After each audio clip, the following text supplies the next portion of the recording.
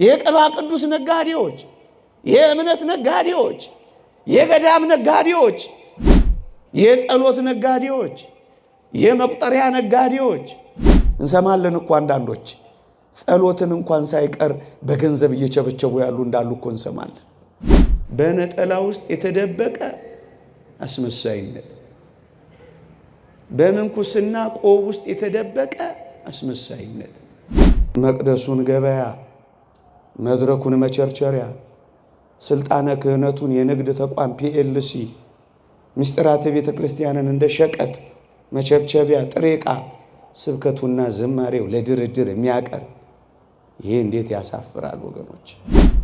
ለቀደምት አበው ለነቢያት፣ ለቅዱሳን ሐዋርያት፣ ለሐዋርያውያን አበው ለሊቃውንት የገለጸውን ጥበብና ምስጢር ለሁላችንም ይግለጽልን። ከዚህች ዕለት በረከት ረድኤት ለሁላችንም ያሳትፈን። እጅግ አጠር ላለች ደቂቃ የእግዚአብሔርን ቃል አሰማችኋለሁ። እስመ ዘመነ እንስሳ ሀለፈ፣ የእንስሳት ዘመን አለፈ። በዚህች ርዕስ ጥቂት ደቂቃ እንማራለን።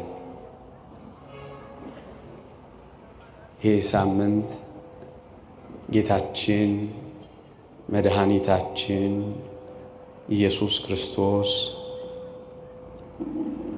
ቤቴን የጸሎት ቤት ይባላል፣ እናንተ ግን የንግድ ቤት አደረጋችሁት ብሎ ቤቱን ያጸዳበት ሳምንት ነው። ለምንድን ነው ቤቱን ማጽዳት ያስፈለገው? ምን ገጥሞ ነው ቤቱ የተበላሸው? እነዚህን አጠር አድርጌ አስቀድሜ እገልጻለሁ። በዚያ ዘመን በምኩራብ የነበሩ አገልጋዮች፣ ሌዋውያን፣ ካህናት፣ ሊቃነ ካህናት የአምልኮውን ቦታ የንግድ ቦታ አድርገውት ነበረ። ከአምልኮ መፈጸሚያ ቦታነት ወደ ንግድነት፣ ወደ ገበያነት ቀይረውት ነበረ።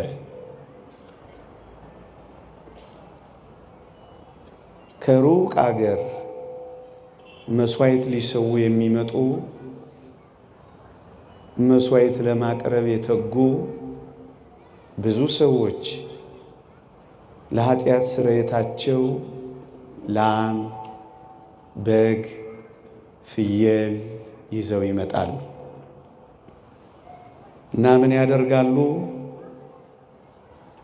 ልክ እዛ መቅደስ ውስጥ ሲደርስ እዚያ ምኩራብ መስዋዕቶቹ ሲደርሱ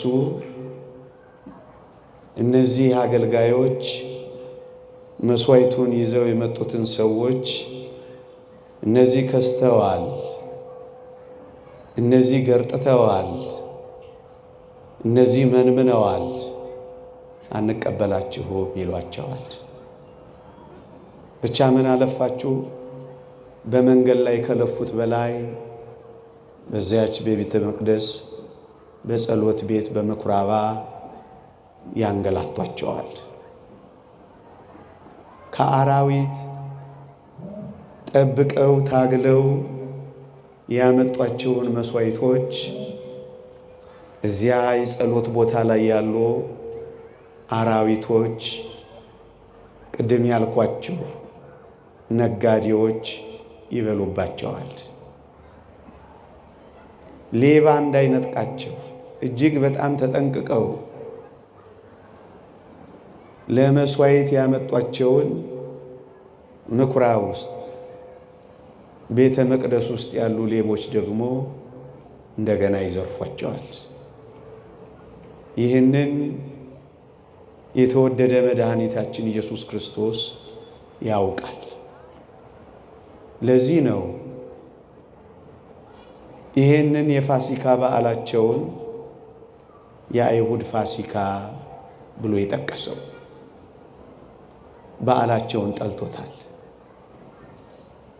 ልብ በሉ፣ የእግዚአብሔር ፋሲካ ነበር የሚባለው።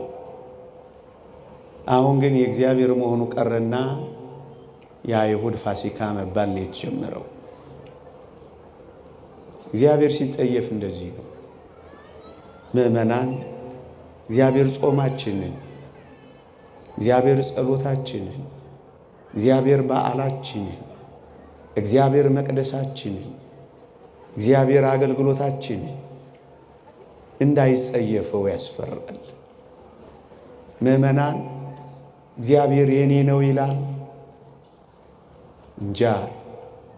በዚህ ዘመን ያለንን አገልግሎት እግዚአብሔር የኔ ነው ይለዋል? እኔ እግዚአብሔር አገልጋይ ነኝ? አሁን እኛ መንፈሳዊ ጾም እግዚአብሔር የሚቀበለው እንጾማለን። እኔ የመረጥኩት ጾም ነው ይለናል። እንደዛ በጸጥታ ፈተሻችሁ ታውቃላችሁ? የኔ ጾም፣ የኔ በዓል፣ የኔ አገልግሎት፣ የኔ መቅደስ የኔ ይለዋል። በዚህ ምክንያት እግዚአብሔር በዓላቸውንም አገልግሎታቸውንም ተጸይፎታል። ለምን እግዚአብሔር ተጸየፈው? የእግዚአብሔርን ሥራ ስላቃለሉ፣ የእግዚአብሔርን ቤት አገልግሎት ስለናቁ፣ እንደውም ከዛ አልፈው ለጥቅማቸው ብቻ ስላደረኩት እግዚአብሔር ተጸየፈ። እግዚአብሔር ናቀ። እግዚአብሔር ጠላው። እንደውም በመጥላት በመናቅ በመጸየፍ ብቻ አይደለም፣ ጅራፍም ጭምር አስነሳ፣ ቁጣም ጭምር ጨመረበት፣ ተግሳጽም ጭምር ተከተለው። ወዳጄ አያችሁ፣ እግዚአብሔርን ስንንቀው ይንቀናል። የኔ አይደለም ይላል፣ ይተወዋል። እግዚአብሔር አያስፈራም? በእግዚአብሔር መተው አያስፈራም? በእግዚአብሔር መረሳት አያስፈራም? የእግዚአብሔር ቁጣና ጅራፍ። እንደሱ ነው የሆኑት እኮ አይሁድ። ይሄን ስራቸውን ያውቀዋል። ምን ያደርጋሉ? የከሱትን ይቀበሉና እኛ ያሰባናቸው ስላሉ እነሱን እንድንሰጣችሁ በልዋጩ ገንዘብ ደግሞ ጨምሩ እያሉ ደንበኛ ንግድ ይዘው ነበር። ደንበኛ ንግድ። ለዛ ነው ቤቴን የንግድ ቤት የወንበዴዎች ዋሻ አደረጋችኋት ያሉ። ምእመናን ለዚህ ነው እግዚአብሔር የጠላው። ለምን ግን እንደዚህ ሆኑ? ለምን አምልኮቱን ወደ ንግድነት ቀየሩ? ለምን አደረጉት ይሄንን? ቅዱሳት መጻሕፍት ምን ይላሉ መሰላችሁ? አይሁድ ምልክቱን ብቻ እንጂ ሕይወቱን አልያዙትም ነበር ይላሉ። ለምልክቱ በዓሉን ያከብራሉ። ለምልክቱ መስዋዕት ይሰዋሉ። ለምልክቱ ቤተ እግዚአብሔር ይመላለሳሉ። ለምልክቱ ያገለግላሉ። ሕይወቱ ግን የላቸውም። ሕይወታቸው ንግድ ነው። ኑሯቸው ግን አስመሳይነት ነው። ምልክቱን ይዘዋል፣ ወደ ሕይወቱ ግን አልደረሱም። ወገኖቼ እግዚአብሔር የጠላው ይሄንን ነው። ምእመናን አንዳንዴ እኛም እንደዚህ እንሆናለን። ምልክቶቹ አሉ፣ በእውነት ደስ እንላለን፣ ግጥም ብለን በዓል እናከብራለን። ሕይወቱ ግን ይጠፋናል። አንዳንዴ ጠባ ለኪዳን ደግሞም ለጉባኤ እንገሰግሳለን። የዚህ ሁሉ ጥቅምና ረብ ፋይዳ የህይወት ለውጥ ግን እናጣለን። ህይወቱ አይኖረንም፣ ምልክቱ ብቻ ይኖረናል። እሱን ነው እግዚአብሔር የጠላው ወገኖች። እኔና እናንተስ ጋር ምልክቱ ብቻ ነው ያለው፣ ህይወቱም ጭምራል። እንደውም ቅዱስ ቄርሎስ ምን ይላል? መንፈሳዊነት የሌለው ልማድ ብቻ አድርገውታል ይላል። ለዚህ ነው እግዚአብሔር የጠላው። እዩ፣ ካህናቱ የነቢያቱን ትምህርት አንቀበል ብለዋል። በፍጹም ከእግዚአብሔር ቃል ርቀዋል። የእግዚአብሔር አይመስሉ። ያ ሰባኪ እንደተናገረው እግዚአብሔርን የማያውቁ የእግዚአብሔር ሰዎች እንዳለው። አንዳንዴ እኛም ጋር እኮ እንደዚህ ነው።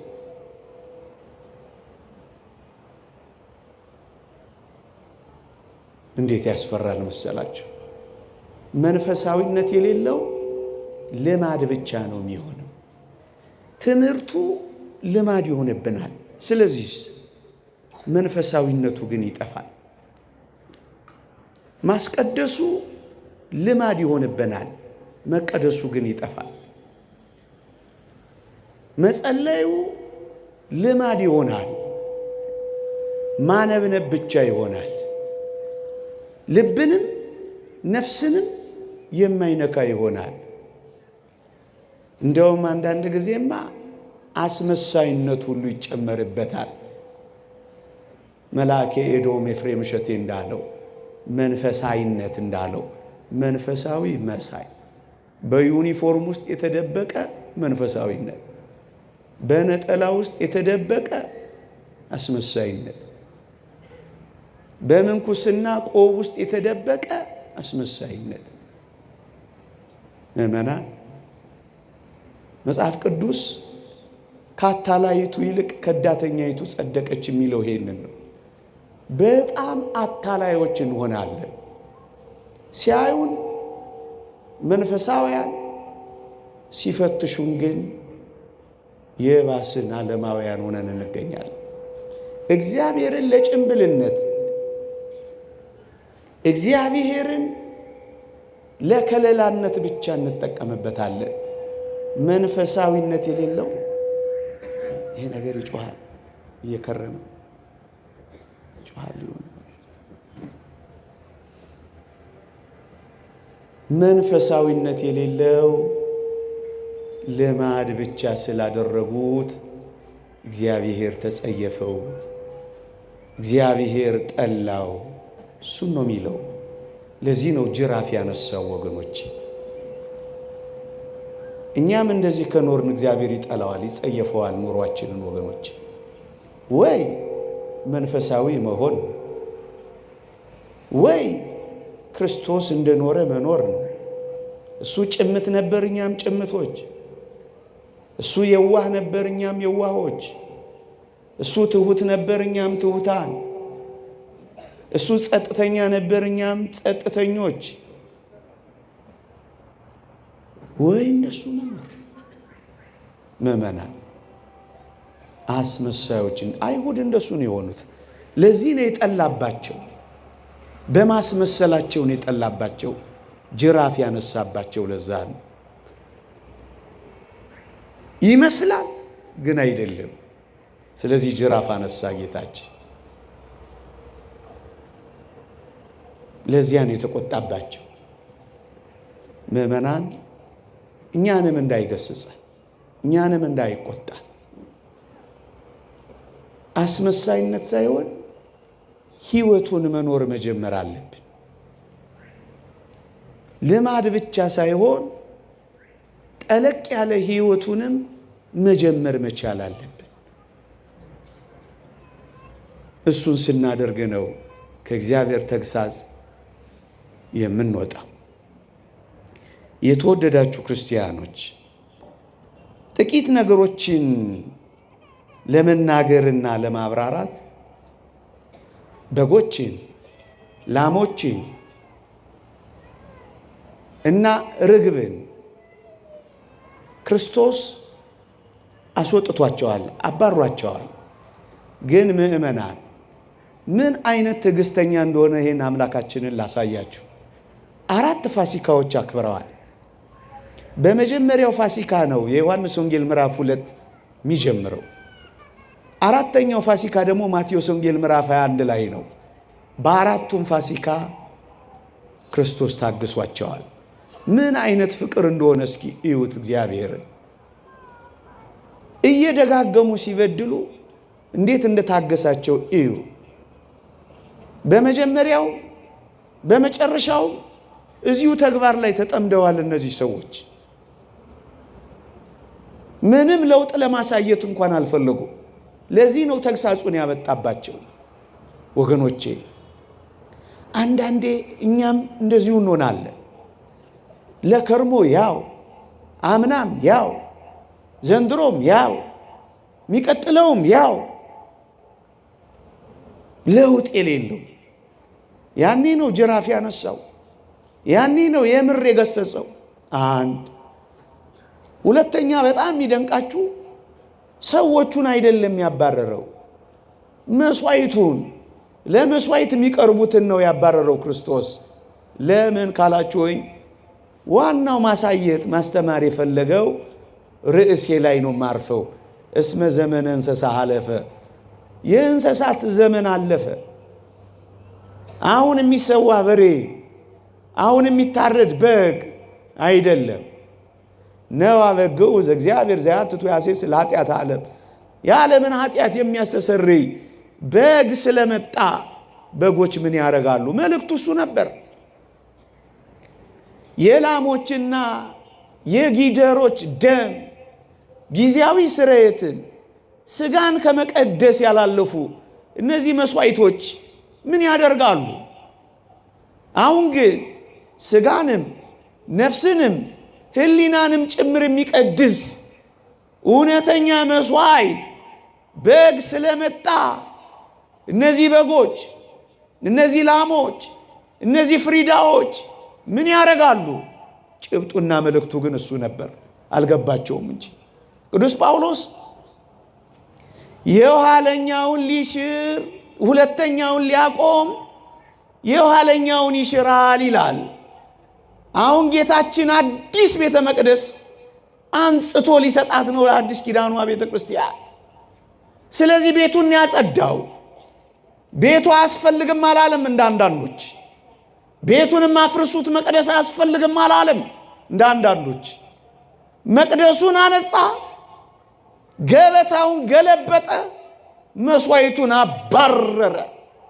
ወዳጄ የተሻረ አለ መስዋዕቱ በክርስቶስ ደም በክርስቶስ ሥጋ መስዋዕቱ ተተክቷል። አሁን እዚህ ቤት ውስጥ በግ አታዩ። አሁን እዚህ ቤት ውስጥ ፍየል አታዩ። የኢየሱስ ክርስቶስ ሥጋና ደም ግን ይሰዋል። አንድ ጊዜ በማቅረብ ተቀድሰናል ይላል። ሁሌ የምንቀደስበት መስዋዕት ሊሰጠን የመጣው እሱን ነው። የእንስሳት ዘመን አለፈ፣ አሁን እውነተኛ መስዋዕት ተተከለ። ያኛው ተሻረ፣ ይሄኛው በአዲስነት ተሰጠ። እሱን ነው የሚያመለክተው። ያባረራቸው ለዛ ነው፣ ያስወጣቸው ለዛ ነው።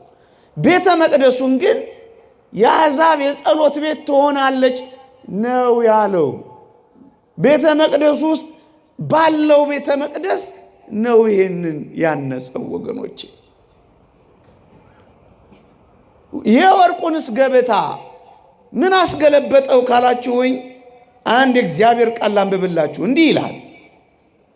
ከአባቶቻችሁ ከወረሳችሁት ከከንቱ ኑሯችሁ በሚያልፍ ነገር በብር ወይም በወርቅ ሳይሆን ነውርና ድፍ እንደሌለው እንደ በግ ደም በክቡር የክርስቶስ ደም እንደተዋጃችሁ ታውቃላችሁ ይላል። በወርቀ ደሙ ዋጅቷችኋል። ስለዚህ አሁን ወርቅ ምን ያስፈልጋል ብሎ ገበታውን ገለበጠው። ከወርቅ በላይ የሆነ መስዋዕት ክርስቶስ ስለመጣ ወርቅ አሁን ምን ያደርጋል? በብር ወይም በወርቅ ሳይሆን ነውር እድፍ በሌለው በጌታችን ደም የምንድንበት ዘመን ስለመጣ ወርቁንም ገለበጠባቸው። ክርስቶስ እያሳየ ያለው ይሄ ነው። እነሱ ግን አልገባቸው። እነሱ ሙጭጭ ንግድ ላይ፣ እነሱ ሙጭጭ ወርቃቸው ላይ አሳዝን። ርግባቸውንም እንደዚሁ ነው ያባረረው። ግን የዚህ ደግሞ ሌላኛው ሐሳብና ምስጢር ምንድነው ካላችሁ ሆይ በበሬ ያርሳሉ፣ በላምም ጥቅም ያገኛሉ። ስለዚህ ለምን አባረራቸው? ጥገኝነታቸው ምድራዊነት ብቻ ሆነ። መብል መጠጥ ብቻ ነው ሐሳባቸው። ንግድ ብቻ ነው ሐሳባቸው። ጽድቅ አይደለም ንግድ፣ አምልኮ አይደለም ገበያ፣ እግዚአብሔር አይደለም ወርቅ። ትኩረታቸው እዛ ላይ ነበር። ለዚህ ነው እግዚአብሔር የጠላው ወገኖቼ። አያችሁ፣ አንዳንዴ እኛም ጋር አገልግሎቶች እንደዚህ ይበላሻሉ። እግዚአብሔር ይሄን አይወደው፣ እግዚአብሔር ይጸየፈዋል። እንሰማለን እኮ አንዳንዶች ጸሎትን እንኳን ሳይቀር በገንዘብ እየቸበቸቡ ያሉ እንዳሉ እኮ እንሰማለን። ይሄ እግዚአብሔር ይወደዋል። በነፃ የተሰጣችሁን በነፃ ስጡ ያለ አይደለምን እግዚአብሔር? የጸሎት ነጋዴዎች፣ የመቁጠሪያ ነጋዴዎች ንግድ አልበዛም? ምንም አይነገዳል።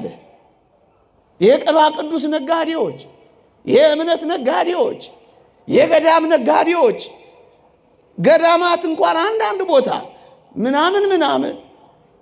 ምናምን እያሉ እንደ ፒኤልሲ ገንዘብ ማምረቻ አልሆነም በዚህ ዘመን። አያሳፍርም? ሰው በልክ በአግባቡ የሚኖርበት ልክ አለው። ንግድ ማድረግን እንዴት ነውር ነው ወገኖቼ! ንግድ ማድረግ ምን ማለት ነው? መንፈሳዊ አገልግሎት፣ የቤተ ክርስቲያንን ሕይወት ገንዘብ ማግኛ ብቻ፣ ሀብት ማፍሪያ ብቻ፣ ዝና ማካበቻ ብቻ፣ ስልጣን መያዣ ብቻ። ይህ እንዴት ያሳፍራል ወገኖች! በቃ ስጋዊ ጥቅም ብቻ። ይሄን እግዚአብሔር እንዴት አያስቀጣንም? ይሄ በዚህ ዘመን ወገኖች፣ እኔ ዝርዝሩን አልዘረዝር፣ እናንተንም በመዘርዘር አላደክምም። ግን ያሳፍራል፣ ግን ያሳፍራል።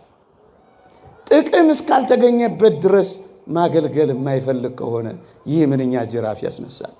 የተወደደ መድኃኒታችን እንዴት እንዳገለገለ አልሰማችሁ?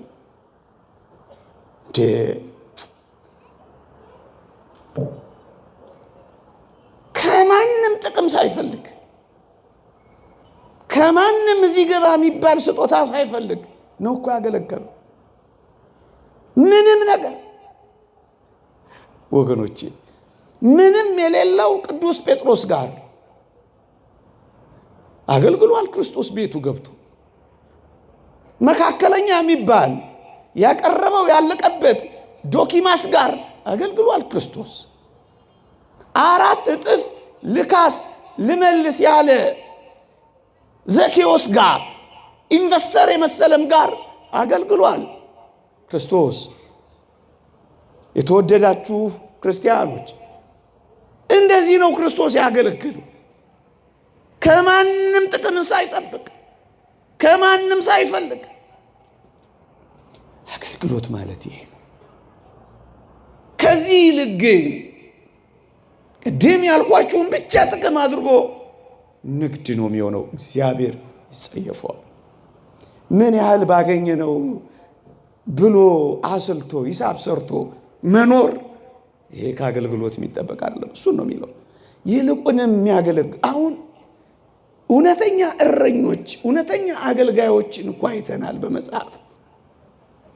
ከለምለም መስክ አሰማርቶ ከሚያምረው ግጦሽ ነጭቶ ከዛፍ ጥላ ስር አሳርፎ ከንጹህ ውሃ ቀርቶ በጎቹን ነው የሚንከባከበው። ለበጎቹ ራሱን አሳልፎ ነው የሚሰጠው። ክርስቶስ እንደዚህ ሆኖ የመጣ እረኛ ነው። ለዚያ ነው እነዚህን እረኞች የገሰጸው፣ ከእጆቻቸው አስጥላቸዋለሁ ያለው። ዛሬም ከእንደነዚህ ነጣቂ እረኞች እግዚአብሔር ልጆቹን በነጠቀልንማ በእውነት ምእመኑን የሚያስጨንቁ ገንዘብ ካላመጣ ማይፈልጉ እንዴት ያስጨንቃል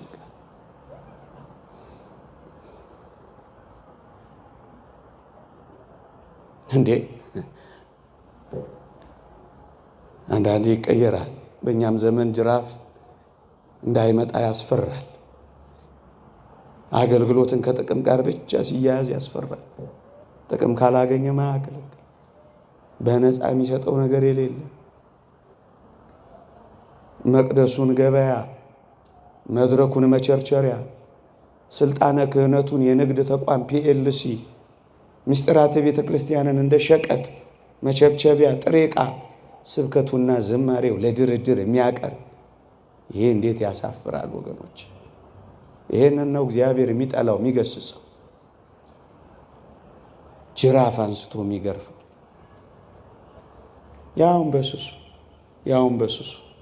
ያውን በስሱ ሳልጨክን ነው ያወራሁት። በፕሮቶኮል የቤት ቅናት ይበላኛል ብሎ በሙሉ ነው ጠርጎ ያስወጣው ወገኖች። ምእመናን ዛሬ የቤቱ ቅናት ሊያቃጥለን ይገባል። ምክንያቱም እዚህ ካለነው በላይ እደጅ ያለው በግ ይበልጣል። ከተረፈው በግ ይልቅ የዓለም አውሬ የበላው በግ ይበልጣል። ይሄ ምንኛ ያቃጥላል! ይሄ ምንኛ ይነዳል! ምእመናን እናንተስ ያቃጥላችኋል? ይነዳችኋል እንዴ? ማህሌት ውስጥ ሳይሆን ናይት ክለብ ውስጥ ያለው ይነዳችኋል? ዕጣን የሚያጨሰው ሳይሆን እዚያ አሽሽ የሚያጨሰው ይነዳችኋል? እኛ ጋር የሚመጣው ሳይሆን አሁን በቀደም እዚህ የሆነ ቀን በዚህ በቦሌ ሳልፍ ነበር። እዚህ በሚሊኒየም አዳራሽ ገና አንድ ፍሬ ሕፃናት ልጆች ናቸው፣ ይጎርፋሉ። ምንድነው አልኩ። ለካ ሌሊቱ ሙሉ ሊጨፍሩ ነው። አያሳዝኑ? እንዴት ያሳዝኑ! ከስተዋል፣ ጠውልገዋል፣ ጠቁረዋል። ከንፈሮቻቸው፣ አይኖቻቸው እንቅልፍ ካጡ በጣም ብዙ ጊዜያቸው እንደሆነ ያሳውቃል። አንጀታቸው ጥብቅ ብሏል። ሱሪያቸው በመከራ ነው እነሱ ጋር ያለው። ቆሜ እያየሁ አዘንኩላቸው። ይሄ ያቃጥላችኋል? ምእመናን ከሰበክነው በላይ ያልሰበክነው አይበዛም? ካቀረብነው በላይ ያላቀረብነው፣ ከሰማው በላይ ያልሰማው አይበዛም? አሁን ይሄ ብቻ ነው አገልግሎታችንና ልካችን ምእመናን? አሁን እግዚአብሔር ልጆቼን ጠብቃችኋለሁ ይለናል። ወላጆችስ እረኞች እኮ ናችሁ። ልጆቻችሁን ጠብቃችኋል። ወደ ለምለሙ መስክ ወደ ጌታችን አምጥታችኋቸዋል። ይሄንን ዕጣን አሸትቷቸዋል። እነዚህን ቅዱሳት መጻሕፍት ነው እንዲገልጡ የሚያደርጓቸው። የት ላይ ነው የጣላችኋቸው? እግዚአብሔር አይጠይቀንም? ስለ ልጆቻችሁ ግድ አይላችሁም? አትጸልዩም? አታለቅሱም? በቤተ እግዚአብሔር ደጅ አትጠኑ? እረኞች እኮ ናችሁ። እናንተ መምህራንስ ደግ ነገር ይማራል የምታስተምሩት ልጅ? እውነት እግዚአብሔርን ይፈራል? እዚያ አስኳላ ያለው መምህርስ እውነት መምህር ነው ያስተምራል? አይቆጫችሁም? ደግ ያልሆነ ነገር የሚያስተምር ነገር ሲፈጠር አይነዳችሁም? አያቃጥላችሁ? የእግዚአብሔር ቤት የልጆቹ ቅናት አይዛችሁ? እናንተ ሕዝብንስ የምታስተዳድሩ ትንሽ አያቃጥላችሁ?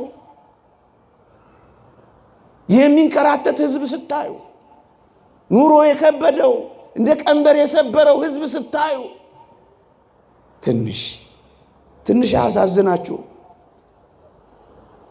የሚበላው አቶ ኩርምት ብሎ የሚያድር አንጀቱ የታጠፈ የሚሄድበት የጠፋው የሚሰራው ያጣ የሚማረው የሚቀጥረው ያጣ ሰው ትንሽ አያሳዝንም? ሚንገላታ የእግዚአብሔር ሕዝብ አያሳዝንም? ይሄስ ቤቱ አቃጠለ። እስመ ቅንዓተ ቤትከ በልዓኒ፣ ይህ ቤት ቅናት እንደዚህ እኮ ነው ከፍ እያለ እንደዚህ እኮ ነው እየሰፋ የሚሄደው ወገኖቼ። ምእመናን በዚህ ዘመንስ እንደ እውነት እንነጋገር ከተባለ ሌላ የቤቱ ቅናት የሚበላን የለም። ብዙ የክርስቶስ ማደሪያዎች የሆኑ በተለይ በዚህ ዘመን ኦርቶዶክሳውያን ስለሆኑ ብቻ ደማቸውስ የሚፈስ የለም። እረኝነት ወጥተው እንኳን አይደለም በጎቹ ተመልሰው እረኛ የሆነው ሕፃን እዛ ሜዳ እንደቀረ ስትሰሙ አሁን ሰላም ነው የምትኖሩት? አያሳዝንም? የልጆቹ ቅናት አይበላችሁ? ከቤት ወጥተው ደጅም በቀደም አንድ ሰው አግኝቻለሁ። አንድ ሀገር ሄጄ ከቤታችን ወጥተን ጫካ ማደር ከጀመር 4 ዓመታችን ነው አለኝ። እንግዲህ እዛ ሀገር ነዋሪ ነው፣ ሌላ ቦታ ተሰዶ መጥቶ መኖር ያልቻሉስ የቤቱ ቅናት አይበላንም? መቼ ነው የምር የእውነት እኔና እናንተ የቤቱ ቅናት በልቶንና አቃጥሎን እግዚአብሔርን የእውነት በሱባኤ የእውነት በእንባ የእውነት በጨዋነት በቃኝ የምንለው?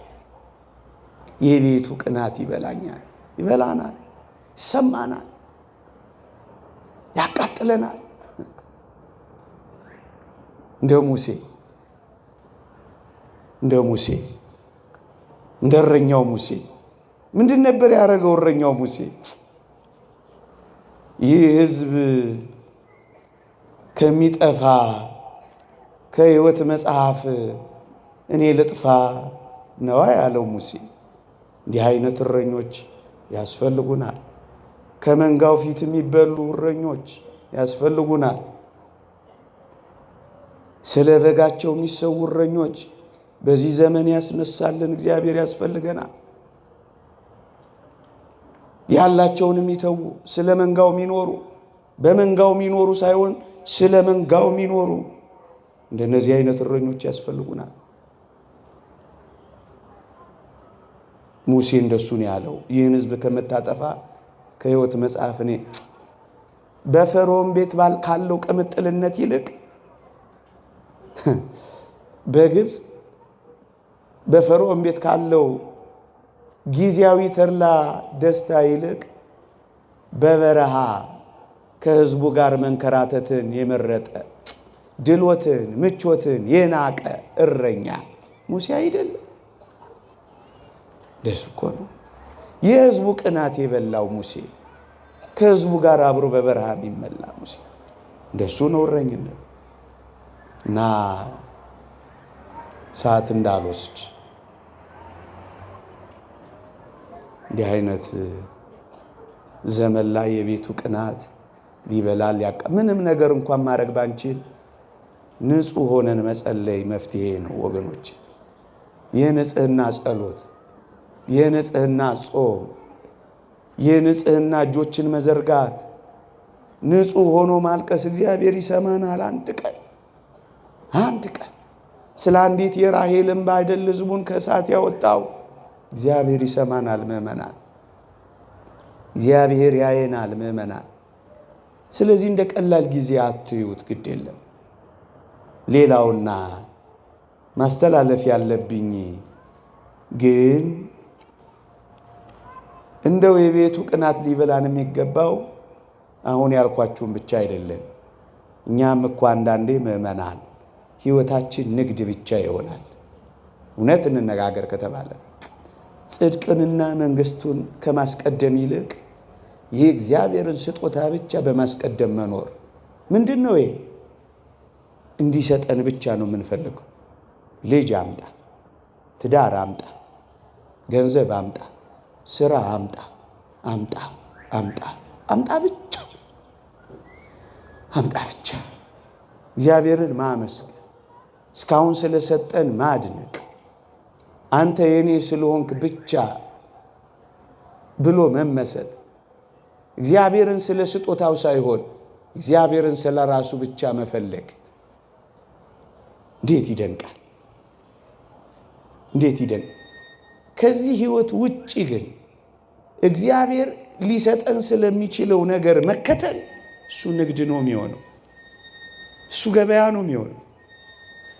ካልሰጠን አለመከተል፣ አለማምለክ፣ ከሰጠን ደግሞ መከተል፣ ይሄ ንግድ ነው የሚሆነው። አባቶቻችን እንደሚያስተምሩን ለነፍስ ጥቅም ለእግዚአብሔር ፍቅር ተብሎ ካልሆነ በቀር ጸሎትም ሱባኤም ጾምም አገልግሎትም ለነፍስ ጥቅም ለእግዚአብሔር ፍቅር ካልሆነ ንግድ ነው የሚሆነው ነው የሚሉት ነጋዴዎች እንዳሉ። እግዚአብሔርን የያዘ እኮ ሁሉም የሱ ነው የሚሆነው። የተወደዳችሁ ክርስቲያኖች ምን ይጎልበታል? የኔ የሆነው ሁሉ ያንተ ነው እኮ ነው የሚለው። እዛ ሉቃስ ወንጌል ምዕራፍ 15 ላይ ያንን አባት አላያችሁት? ለምን ድርሻዬን አትሰጠኝም አለው። ልጄ ሆይ የኔ የሆነው ሁሉ እኮ ያንተ ነው አለ።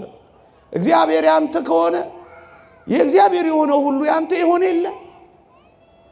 ስለዚህ የእግዚአብሔር የሆነውን ሁሉ ከማሰስና ከመፈለግ ይልቅ ራሱን ሁሉ በሁሉ የሆነውን ሁሉን በእጁ የያዘውን ራሱን አትይዘው። እሱን ለቀህ እሱ የሚሰጥህን ጥቃቅን ነገር ለምን ትፈልጋለህ?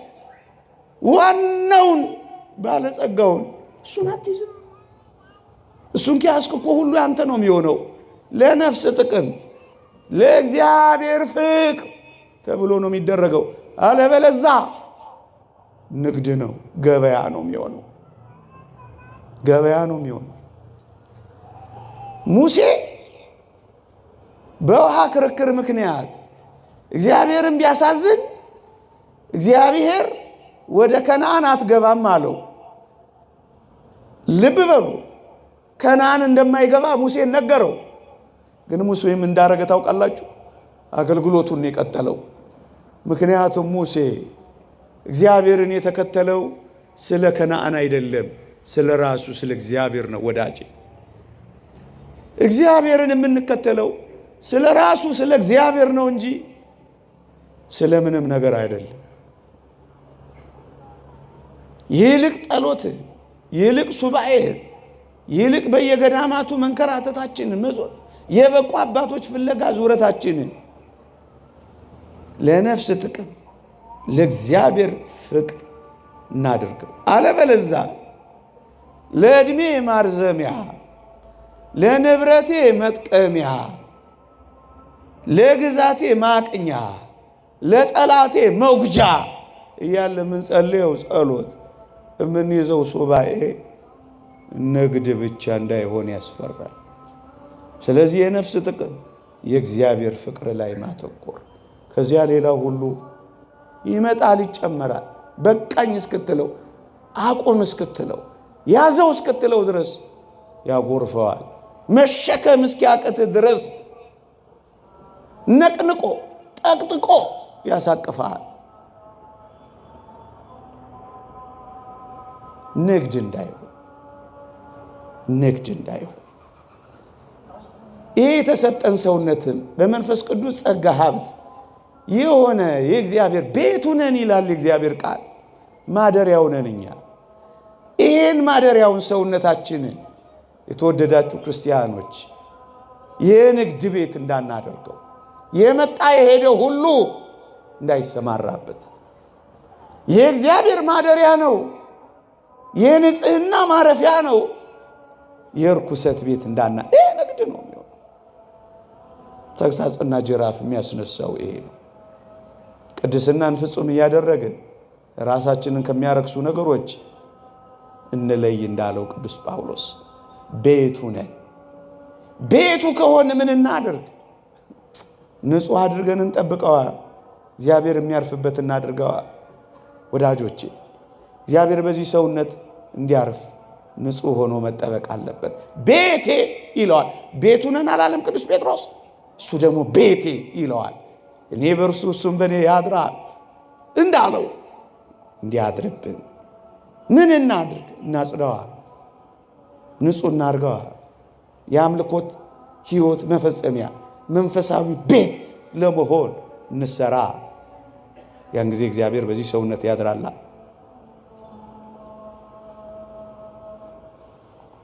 የአንዳንዶቻችን ቤት በበደልና በኃጢአት ምክንያት ይሸታል። ይቅርታ ለቋንቋዬ ትንሽም ይከረፋል። ታዲያ ክርስቶስ በዚህ ቤት ያድራል። የአንዳንዶቻችን ቤት በክፋት፣ በምቀኝነት፣ በጥላቻ የአንዳንዶቻችን ቤት ትርምስምሱ ወጥቷል። እንኳን ሊያድርበት የሚረግጥበት መሬት እንኳን ያጣል። ታዲያ ክርስቶስ በዚህ ቤት ያድራል። የአንዳንዶቻችን ቤት ሸረሪት አድርቶበታል። የአንዳንዶቻችን ቤት ተባዮች ሞልተውበታል። እንኳን ሊያሳድር ጥቂት ደቂቃ የማያስቀምጥም ሂድ ሂድ ይላል። ታዲያ ክርስቶስ በዚህ በበደል በኖረው እንደነዚህ አይነት ጥቃቅን ነገሮች በሞሉበት ያድራል? አያድርም። የአንዳንዶቻችን ቤትማ ገና ከደጅ ትልልቅ ውሻዎች ያሰርን ይመስላል። በረዥሙ እንኳን ቤት ውስጥ ሊያስገባ ደጅም የማያስቀርቡ የሚናከሱ ውሻዎች፣ የሚናደፉ እባቦች ያሉበት ይመስላል። ታዲያ ክርስቶስ በዚህ ቤት ውስጥ ያድራል ብላችሁ ታስባላችሁ? ቤቱ ነን ቤቶቼ እንዲለን በእውነት በንስሐ ልናጸዳው ይገባል። ክርስቶስ ጅራፉን ከማንሳቱ በፊት እኔና እናንተ የንስሐን ጅራፍ አንስተን ቤታችንን ልናጸዳው ይገባል። እስመ ዘመነ እንስሳ አለፈ፣ የእንስሳት ዘመንማ አለፈ። ይቆየን።